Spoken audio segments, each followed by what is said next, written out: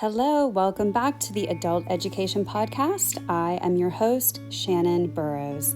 Today we are talking about McClusky's theory of margin. This is another adult education theory that is brought to you by an old white guy. All right, so what is McClusky's theory of margin?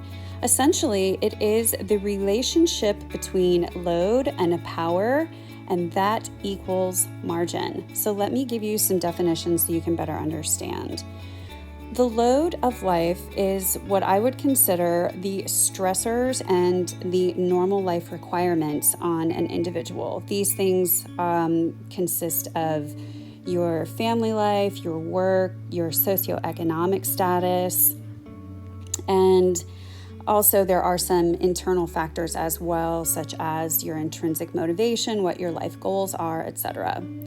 The power consists of external things like how much familial support you have, what kind of community support, how much wealth or money you have access to. Also, internal things like your skills, your knowledge, and your performance. The higher the power, the higher the margin in life. Now, according to McClusky, adults can either increase their power or decrease their load, and that will affect their margin. But this is where this theory breaks down for me. I think of the load as life stressors, and for some people in our society, they have constants in the load column.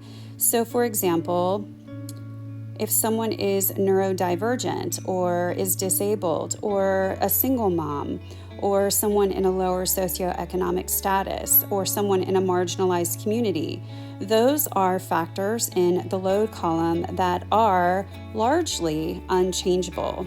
Whereas power, I think of that as privilege. Folks who are in a higher socioeconomic status, who have resources available to them through community and family support, who don't have to worry about some of the, quote, isms of life like racism, sexism, ableism, or classism. And in my idea of how this works is those things are largely unchangeable in life. So I'm not really sure how or why McClusky thinks that the either load or power can be increased or decreased to change the margin.